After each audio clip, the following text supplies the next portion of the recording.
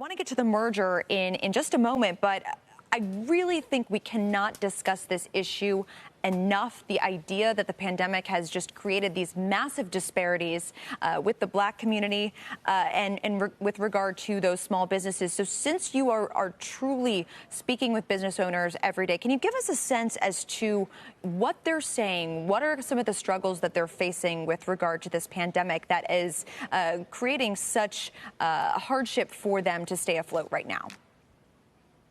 Yes, good morning, and first of all, thank you for having me on. It really is heartbreaking as you led with the impact on communities of color, both African American led businesses, Latino led businesses, and small business in general has been quite devastating. You mentioned 40% of African American led businesses will shutter due to the pandemic. We have a similar statistic of about 32% with Latino and Latina-led businesses that will not reopen as a result of this pandemic. The stories are heartbreaking. They're individuals who are lacking the resources that they need to really bridge their businesses, lacking the access, lacking the liquidity. That's so critical during a time like this. Access to capital is certainly an important feature here. Why has that access to capital been so difficult to come by? The PPP loans were designed to kind of bridge the gap there. There have been studies by the Fed showing that the Black communities did not have the same access to PPP loans as other communities. What can be done in Washington to really help this situation?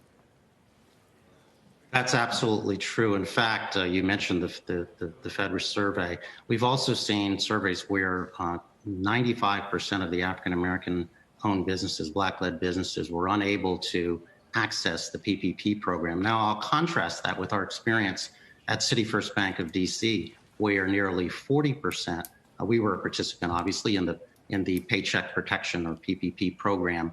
40% of the capital that we were able to provide was directed specifically and provided to businesses and nonprofits led and owned by people of color and African Americans. Brian, at the same time, there have been some big players. I'm thinking of Costco on Friday, which joined an effort that Netflix actually seeded, which was to build an investment fund that would fuel Black-led, at least financial institutions in some community efforts. I just wonder, is the size of those dollars being felt? And is it a sign maybe that commitment from large companies has better sticking power than we've seen in the past? Well, first I'd like to applaud all of those efforts, and we hope that there will be more coming forward. The size of the gap that is experienced, as we've been talking, by low and moderate income communities, communities of color, African American communities, is substantial. It's systemic. It's historic. And so it does really require very intentioned, disciplined efforts and sustainable efforts to really close those gaps. So I applaud all of those efforts. We believe our move is also another one with two institutions that have long-standing histories, long-standing basis in the communities of Los Angeles and Washington, D.C., of delivering within these gaps.